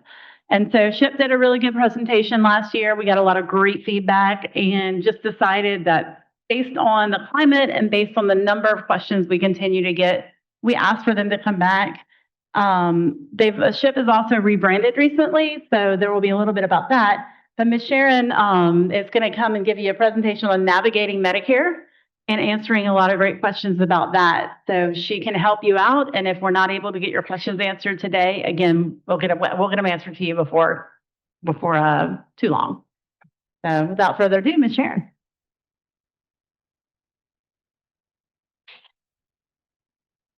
Thank you, ma'am. Thank you, ma'am. Good morning, everybody in-house, and good morning to my virtual people as well. As John has said, I am with the Louisiana Department of Insurance, SHIP. Now we have a new name. We used to call ourselves just SHIP, but now we have to say it's LA SHIP. So SHIP is SHIP to me, okay? So I'm here today to kind of like give you some key points on Medicare. First of all, I hear it all the time. Medicare is too difficult. It's too complex. Well, guess what? I'm here to tell you that you've never talked to anybody from SHIP, because what we try to do is we try to break it down. We try to simplify it to make sure that you understand that Medicare is a program now that's going to help you with your medical coverage, along with also using whatever you're going to use from the Office of State Group Benefits, okay? So navigating Medicare is what we're going to do today. Y'all kind of like fasten y'all seatbelts and let's get started, okay? Okay, back in July 1st of 2005, the Office of State Group Benefits made it and said that, hey, you have to take Medicare if you are eligible for Medicare, and that is A and B. Okay. They also stated that if you're not eligible for Medicare, what you have to do is you have to get a letter from the Social Security Administration stating that you're not. And then guess what? Nothing even changes for you. Your benefits are going to be still paid as if though you were an active employee. So make sure that everybody is aware of that. That is a definite, you have to take Medicare if you are Medicare, you have to enroll in Medicare A and B when you become Medicare eligible. Now, let me stop right there for 1 minute. Sometimes we become Medicare eligible and we're not ready to retire. If that's the case, you won't have to do anything. So there's a cliche that you've been told that, oh, I got to go and enroll in my A, although I'm still going to be actively working. That's not true. You moving too fast, huh? That's not true. You can do nothing, absolutely nothing. Now, when it's time that you're going to retire, yeah, come on, let's get it going. You need to go ahead on and contact the Social Security Administration and then enroll in your Medicare. Failure to do that, Office of Group Benefits will not pay your claims. So if you do not enroll when you're supposed to enroll, when you're upon retirement, it's going to be a fight. You're not going to get those claims paid. It's not going to be Medicare's fault. It's not going to be OGB fault. It's going to be your fault. You have to retire. You have to enroll when the time of retirement is upon you. Okay. And like I said, if you're not eligible for the premium-free Part A, guess what? Just get a letter from Social Security, bring it back to the OGB office, and they're going to take care of everything for you. So the agencies that you're going to have to keep in mind while you're on Medicare is the Social Security Administration. Why Social Security? Because that's where your enrollment is. It's everything that you have to do as far as even if you're entitled to Social Security benefits, it has to be done through the Social Security Administration. The next important agency for you to remember is CMS. Why? That's my boss. CMS, they control the Medicare program. They make the rules and regulations for Medicare. So it's very important that you know about CMS, okay? And then the last group would be who you're with now, the Office of Group Benefits, because they control the portion where the secondary part comes in, with whether you go with the plan that you're currently on as an active employee, or if you decide to stay with the plan as the active employee, or you decide to go with a Medicare Advantage plan, that part has to be handled through the Office of Group Benefit. Yes, we at SHIP, not bragging, not boasting, we know both levels. We know how the secondary goes, we know how the primary goes, but we try to stay in our lane when it comes down to your secondary payer. You have the Office of Group Benefits, and we ask you to kind of like contact them. Now, if you're getting a run around and they're not giving you what you need, then we'll step in and try to assist you. So your initial enrollment period is very important. When it's time for you to enroll in Medicare, you have a 7-month window. You have 3 months before your birthday, the month of your birthday, and 3 months after. Okay? So it's very important to remember that 7-month window. That's for your initial enrollment. Once again, if you're actively working, you don't have to do anything. Okay? Make sure you understand it. Now, my little box at the bottom says, when you don't follow the rules, what tends to happen? You get a what? You get a late enrollment penalty, okay? So the late enrollment penalty will begin if you wait a whole calendar year and don't enroll during the time frame you were supposed to enroll, then yeah, a penalty will be assessed to you for a lifetime. That's your enrollment. Well, this is the good part here. It was when your eligibility arose and you were not ready to retire because you were still working, then guess what? You didn't have to do anything. But now I want to enroll now. I'm tired of this job. I'm ready to retire. Well, guess what? Have 8 months after my coverage with my employer ends to go to Social Security and get enrolled in Medicare. If you did your A, good. You don't have to, but you can do it when you want to do it. But your B, you're delaying your B, and the reason why you delayed your B when it was time for you to enroll, because you didn't want to pay that premium. The premium is $185, so you would have been paying $180 if you're actively working. You would have been paying $185. Also, you would be paying the premium for OGB. That's a lot of money you're trying to kick out your pocket. So you delayed it. You just say, I'm not going to deal with anything until it's time for me to retire. Well, when I retire, keep in mind, I have 8 months to get to the Social Security Administration to enroll in Medicare and take my A and B, or just my B. It's whatever you want to do whatever you need to do at that time. Okay. If I miss my special enrollment, then I have to wait till the general enrollment. So if I let them 8 months expire on me, and I was supposed to go by at least October of this year, and I didn't go, I can't go in November and try to do it. I have to wait till the first of the new year, which will be general enrollment periods are only January through March. So I have until March 31st to get enrolled into my Medicare. Okay? So if you miss your initial and you miss your special enrollment period, you can't do anything until the general enrollment period starts, which is the first 3 months of any given year. Okay? All right. And at that time, you can enroll in Medicare and you can enroll into a Medicare Advantage plan if that's your choice. Okay. So keep these periods in mind. Your initial period was 3 months. 7 months. Your special enrollment period comes into play if you decide to retire after your Medicare, you're eligible for Medicare. And if you miss everything, then you have your general enrollment period to be considered for enrollment. So what are the parts of Medicare? Well, Part A is hospital insurance. It deals with nothing but hospital stuff under your A. Your B is medical insurance, okay? And your D is your drug coverage. Part A, what does Part A cover? It covers inpatient care in a hospital setting. It covers semi-private rooms. Don't try to get a private room under Medicare because they're not paying for it. They're saying you got to have a semi-private room. It covers your meals, it covers your general nursing, and it also covers certain drugs that's in the hospital and other hospital services and supplies. It also covers if I have to go to a skilled nursing facility after I am released from the hospital. Part A covers that as well. But keep in mind, you have to be in the hospital at least 3 days for them to cover your skilled nursing visit. What does Part B cover? Well, it covers doctor services, labs, durable medical equipment, home health services, outpatient mental health services, physical therapy, occupational therapy. It covers all those things that are considered to be on an outpatient basis. What you pay in original Medicare in 2025 under your Part B.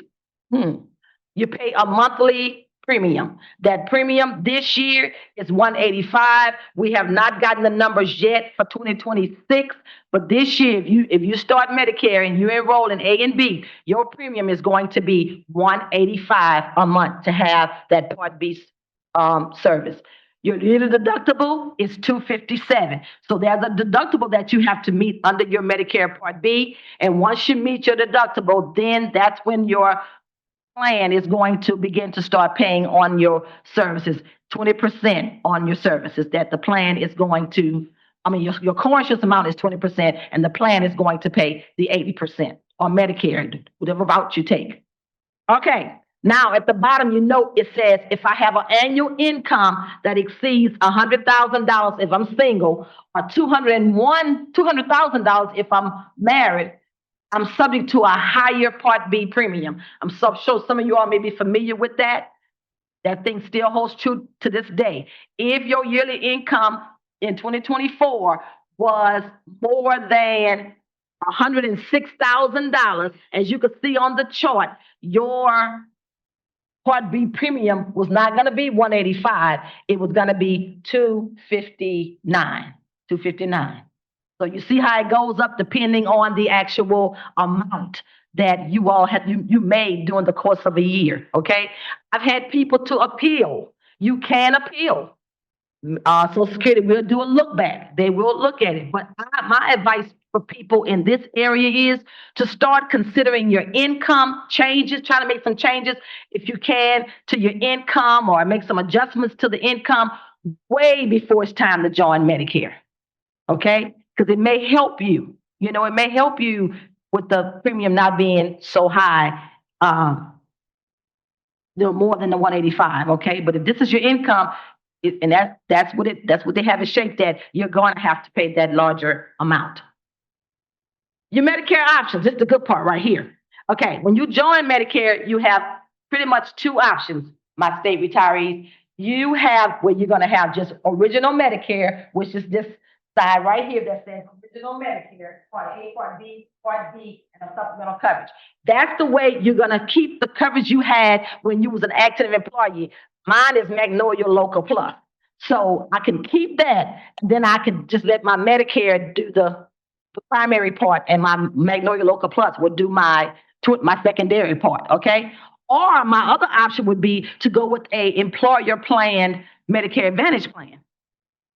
Okay, you can do that. You can choose that. I find that a lot of people go with the Medicare Advantage plan because it makes my premium is a little bit cheaper with the Medicare Advantage plan under my Office of State Group Benefits than what my Magnolia Plus premium would be. Okay. Now, also keep in mind when you have the Medicare going and you want to keep your Magnolia Local Plus, your Magnolia Local Plus is going to go down a little bit because you have a premium with Part B of 185. Okay, so they're gonna make an adjustment to your premium, but the Medicare Advantage premium is gonna be much lower than your Magnolia Local Plus or whatever plan that you're currently in as an active employee. Okay, so Medicare. Another reason why people go with the Medicare Advantage because they give you extra benefits such as your dental, your hearing, and your vision. Medicare itself. Can I say this to you all this morning? Medicare does not care about your smile. They don't care about your vision. And they don't care about you having, what's the percentage of hearing we should have? I can't think of the number of the percentage of hearing we should have, but as of 2020, they don't care about that. So this is why a lot of people go into the Medicare Advantage because sometimes those benefits are needed. So that's a plus for some people to go into a Medicare Advantage plan. And I can say this here, an employer-based Medicare Advantage plans tend to have a little bit better coverage than our outside of the employer plans have. Okay, so if you're in a non-employer plan, your benefits are not as better, I want to say that, than an employer plan because your employer has kind of like negotiated with that plan to give you pretty much better coverage. I'll give you a little bit better than what the non-employer plans have. Okay, so this is your Medicare options. Either you want to go with original Medicare and keep that OGB plan that you have as an active employee, or you want to go with the Medicare Advantage plan. And these are your OGB plans for active employees right here. These are the ones that are listed: the Pelican HRA 1000, the Magnolia Local Plus, the Magnolia Open Access, and the Magnolia Local. These are the plans that will be second. If you choose to keep these plans, they will be secondary to Medicare. They will pick up where when Medicare pays its portion, they're going to pay the remaining portion. Yes, sir. 4. I said 4. I said 5. It says 5. Sorry, it should be 4. Thank you so much, sir. Appreciate that. Yeah, it should be 5. It should be 4.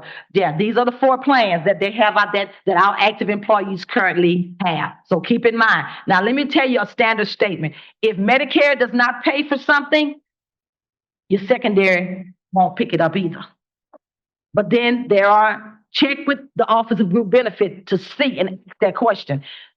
Will they pay for certain things, items that Medicare won't pay for? Because that may be an extra thing that the employer did for you guys for the Office of State Group Benefits. I've had coverages where they had United Healthcare and it was an employer coverage. Medicare didn't pay for something, but United Healthcare stepped in and paid a percentage of something. So it is standard to say if Medicare doesn't pay, your secondary is not going to pay. But you still need to check with the Office of Group Benefits to see there's certain conditions where Medicare may not pay for something and you guys will. So I want you all to pose that question. I'm sorry Wendy had to leave to see if it works here with Office of Group State Benefits as well. Do we have certain coverages or certain items that Medicare won't pay for and the Office of Group Benefits will bring some kind of coverage to it?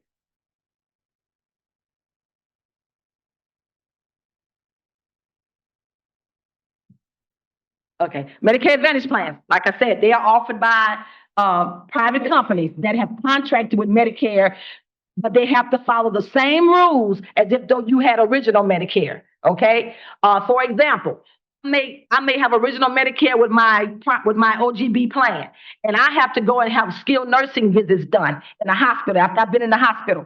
Well, I go in the hospital. I'm going to the skilled nursing. I have no problem. They pay my skilled nursing visits. Well, I have a Medicare Advantage plan. Same situation, but I'm getting a runaround. Why they won't pay my skilled nursing? This is where you have to make sure that you know and understand the same thing that Medicare is going to pay under original Medicare, it has to pay it under the Medicare Advantage plan as well. Okay? So that's why you need to make sure that you understand and know if you go on with the Medicare Advantage plan, you have to know what they're going to do, how they're going to do it, if they're going to pay it. You need to know those things in advance. In many cases, you can only use doctors who are in the plan's network. It depends. Most of your plans are HMO plans. I've looked at it. You have People's Health, you have United Health, you have People's Health, Blue Cross, and you have Humana. Majority of those plans are HMOs. That means you have to go to the plans and the doctors in that plan's network only. If you go outside, there's no benefits they're going to pay on your claims. Okay, so that's what I need. And I do know for a fact that this year they're going to offer you guys a PPO plan under the Medicare Advantage plan. Don't know all about or who's the company that's going to be providing it. But keep in mind, if you choose a PPO tend to pay way better. They tend to allow you to go anywhere you want to go. But keep in mind, the premium is going to be higher than the other Medicare Advantage plans. So in many cases, in some cases, you have to get approval from your plan before you can get certain drugs or services. That's how some of the plans are now under OGB. You have to get that pre-authorization for this brand name drug that you want. Okay, so this is a stipulation for a Medicare Advantage plan. You have to get pre-authorized to get certain services done. Plans may have a lower or higher out-of-pocket cost than original Medicare does, which means you may have low copays that you pay under this particular Medicare Advantage plan. So it's things that's options. You have to figure out what is definitely best for you when you're making a decision on how and who is going to be your secondary payer. Because we do know, you can write this down, Medicare only pays 80%, nothing more, only 80%.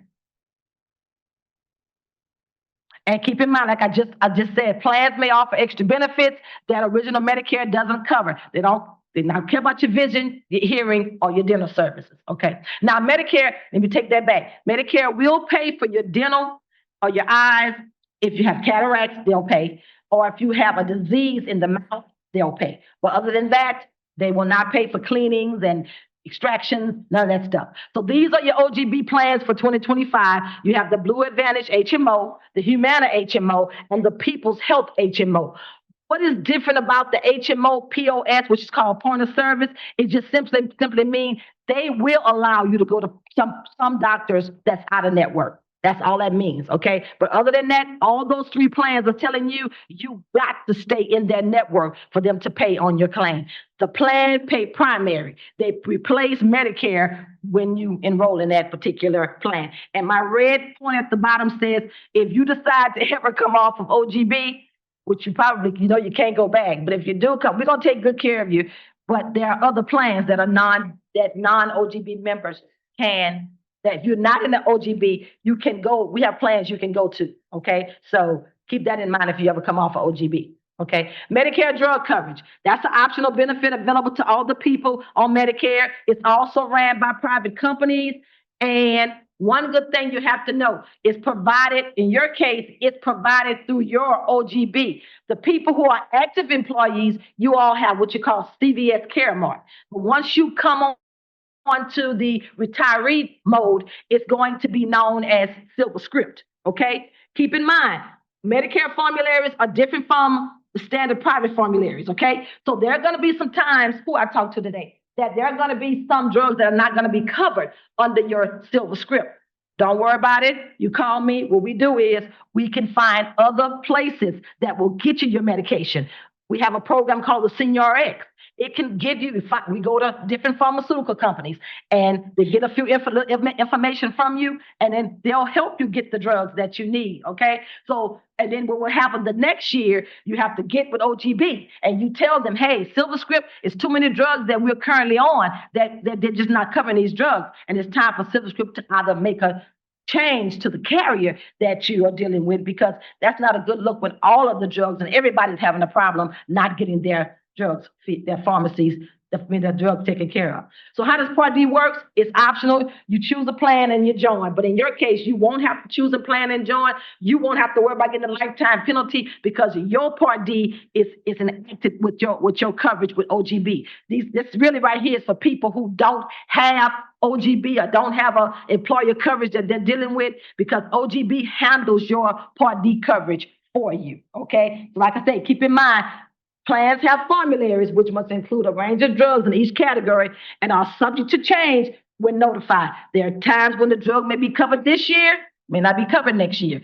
But you gotta contact SHIP. Just contact us and we'll see what we can do, because the Part D is a Medicare piece of it. So we have to see what we can do to assist you. Your out-of-pocket costs may be less if you use a preferred pharmacy. Yes, let me tell you something. Medicare prefers the CVS and the Walmart and the Walgreens. The mom and pops, they really don't. They're not preferred pharmacy under Medicare. So you're not gonna get the best possible price for your drugs when you deal with a mom and pop, okay? Those people are not contracted through, they're contracted with Medicare, but they can't afford to, make the negotiations because they're trying to live.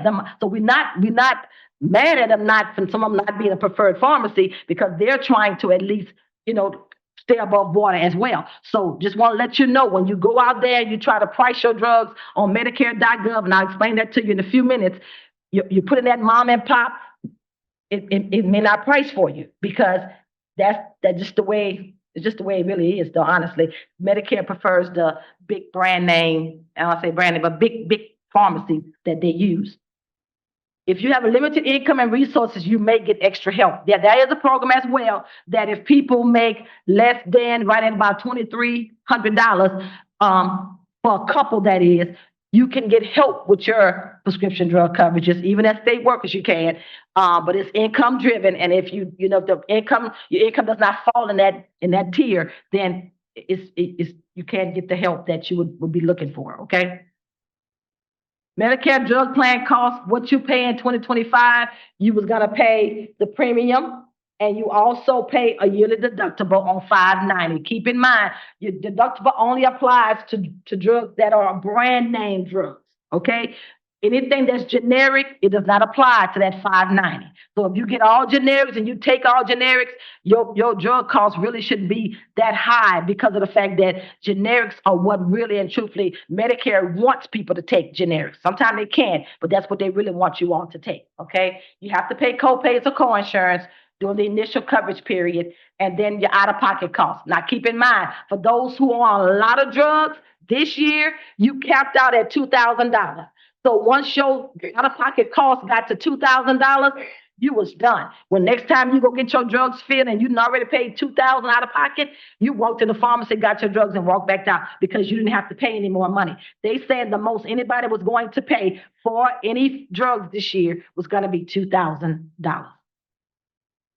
As I said earlier, the two prescription drug coverages are through CVS Caremark, which is for active employees, and the Silver Script is for our retirees, okay?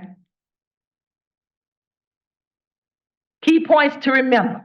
Medicare is a health insurance program. It is federally funded by the federal government, okay? Medicare doesn't cover all your health care costs. No, it does not. It only covers 80%. So keep that in mind. You're not going to pay anything over 80%. You have choices in how to get your coverage. As I showed you, you can go with original Medicare and you can keep your OGB plan, or you can choose to go with a Medicare Advantage plan, okay? Decisions affect the type of coverage you get. Make the right decision when it comes down to your health needs. You got to make the right decision. If original Medicare is for you because you can afford to pay the premium that all accompany along with original Medicare, then that's going to work for you. If you know sometime you on a financial strain, you may want to consider downsizing and going to a Medicare Advantage plan. So you got to be able to sit down, even with me, and we ask these questions. Financially, not getting into your finances as a whole, but just to say, can you afford to pay a premium? of $185, which you have to pay because you're on Medicare, but can you afford to still pay that premium amount that you were paying when you were actively working under OGB? That's something to consider. Can you still afford to pay a Part D premium? You know, those are the things that you have to look at and say, okay, I'm gonna have to figure this out and see if this is what I can do.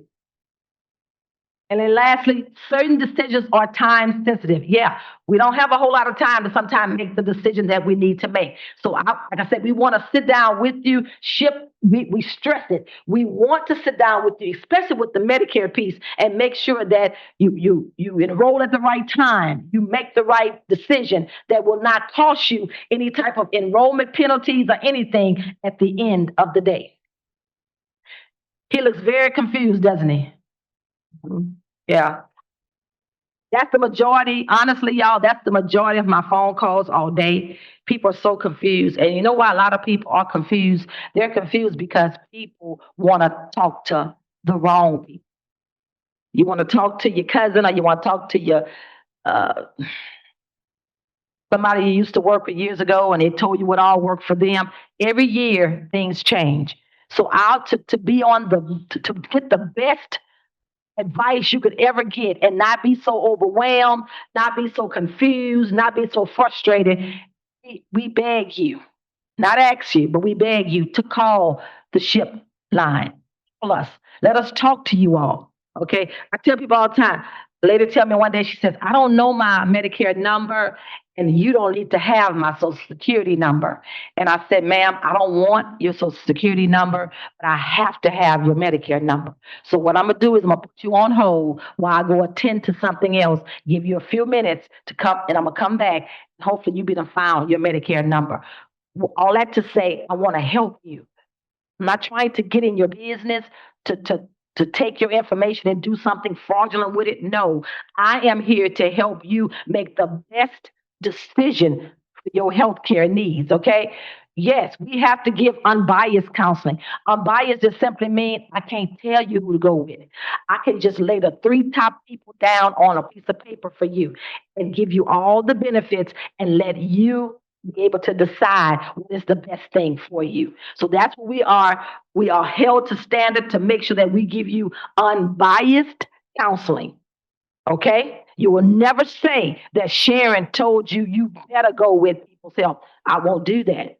Can't do that. I wish I could though, but I can't. So just keep in mind, looking like this young man look, you don't ever have to look like that, because we can tell you guys what to do and how to do it. Okay?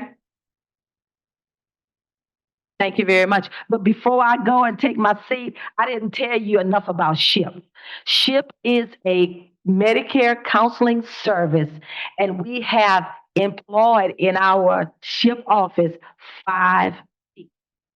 We try to cover the entire state of Louisiana, and currently we have close to 900,000 Medicare beneficiaries.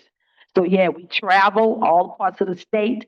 We want you to know that we do make the time for you to understand this Medicare maze, I call it, because you do have to go through some loops, and you do have to go through hit some corners and down some narrow streets. But I promise you, you will never hit a dead end though, because we are here to assist you in every way possible to make sure that you understand how Medicare works. Okay? Any questions? Any comments? We have a couple questions from our online participants.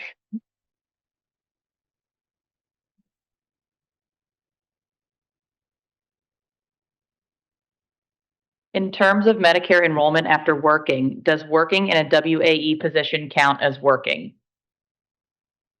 They would have to talk to, I don't know who's over that WAE stuff, but I don't think so.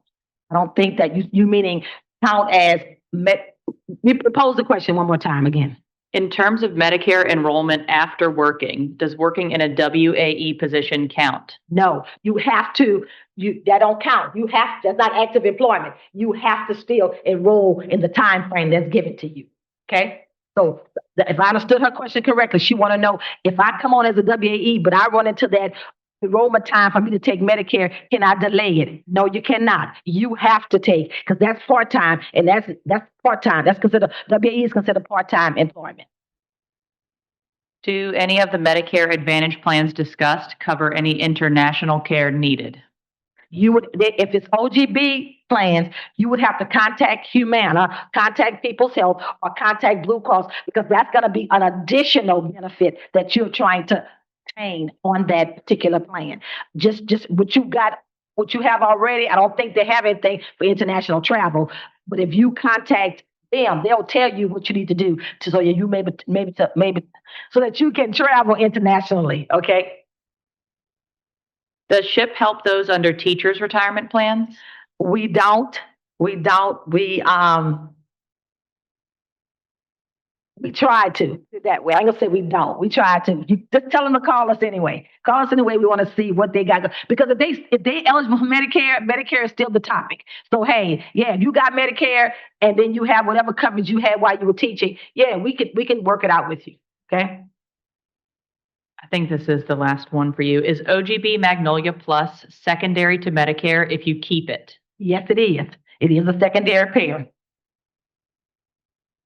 Okay, I think that's all we have online. I have one question. Yes, sir. Only question. I am new at this. I just retired not so long ago. Okay. And so, the last 2 years now, I have to go when I go see the doctor once a year. I What have to type of fill doctor? out to the doctor when I go see the doctor. I Okay. have to fill out this coordination of services. Why do I have to do this every year?